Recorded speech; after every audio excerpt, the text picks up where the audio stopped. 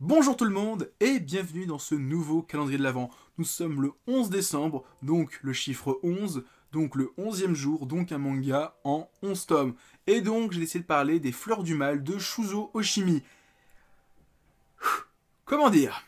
Shuzo Oshimi, c'est un auteur. Voilà, c'est un grand auteur. Franchement, je trouve que tout ce que j'ai lu de lui à ce jour, donc à savoir Les Fleurs du Mal, Dans l'intimité de Marie, que j'ai lu jusqu'au bout, et le peu que j'ai lu de Happiness et de Shino Wadashi, ce mec a des problèmes déjà, parce que bon, il raconte des trucs pas forcément super simples à expliquer, mais graphiquement, c'est un monstre.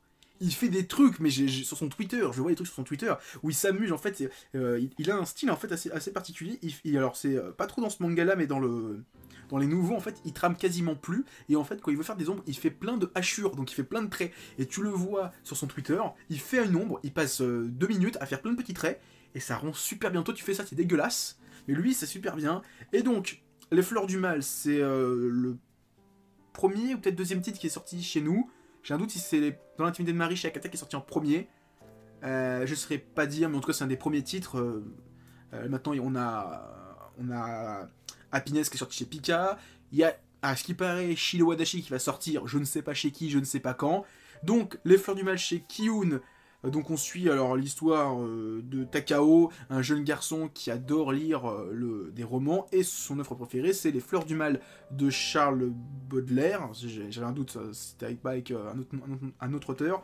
Et en fait, il est amoureux d'une fille, et un jour, en fait, cette fille fait du sport, et elle laisse ses affaires de sport en classe, et lui, alors il retourne à l'école parce qu'il avait oublié un truc, il trouve ça, et en fait, il a la lubie, je sais pas comment expliquer ça, la connerie, la lubie, de se dire, hé, c'est mes vêtements, je vais les essayer. Et il y a une fille qui le voit et qui dit, si tu fais pas ce que je te dis, je balance à tout le monde que t'as fait ça. Et comme le héros est un peu con, bah, au lieu de laisser les affaires là, bah, il part avec, donc il les vole, et donc bah, il commence à avoir une emprise de ce personnage-là sur le personnage de Takao, et petit à petit, il va s'engouffrer, on va dire, dans une sorte de...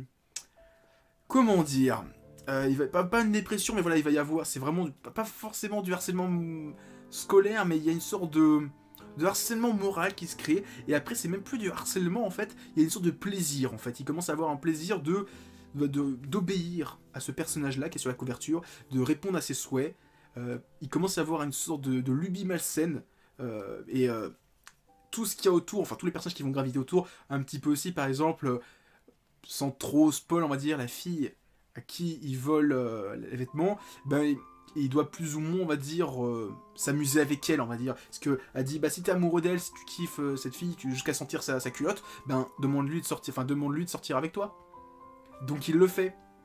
Et au bout d'un moment, il se dit, bah en fait, je sors avec toi, mais c'est juste parce qu'elle me le demande. En fait, est-ce que je t'aime vraiment? Et voilà, franchement, c'est hyper malsain, c'est hyper glauque.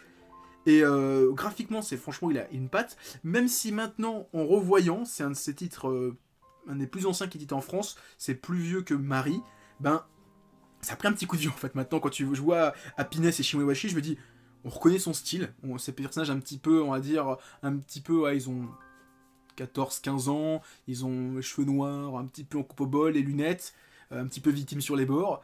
Bah, tu reconnais son style, mais voilà, tu sens quand même que la patte n'est pas. Enfin, il s'est amélioré. De série en série, il s'est amélioré. Et non, c'est vraiment une très bonne série. C'est le genre de truc, une fois que vous le lisez, vous allez le poser. Vous allez poser le bouquin comme ça. Vous allez faire, ok, qu'est-ce que j'ai lu? Vous allez réfléchir et vous allez avoir une sorte de sensation de vide. Parce que vous vous dites, j'ai fini le bouquin et je me sens bizarre. C'est vraiment, c'est pas... Ouais, y a des fois, tu finis un manga, tu dis waouh, ça m'a chamboulé. Mais là, il y a vraiment être chamboulé et être chamboulé avec un Oshimi. Oshimi, franchement, il te chamboule à un point où tu te poses et tu te dis, qu'est-ce que j'ai lu pendant 11 tomes, 9 tomes? Et c'est vraiment surpuissant. Et les Fleurs du Mal, je me rappelle, je les ai lus cet été, j'ai lu les 11 tomes, et une fois que je les ai finis, je me suis posé, je me suis dit, waouh, c'était puissant. C'est vraiment surpuissant et c'est vraiment une lecture, on n'en sort pas indemne. Voilà, c'est vraiment ce que je voulais dire.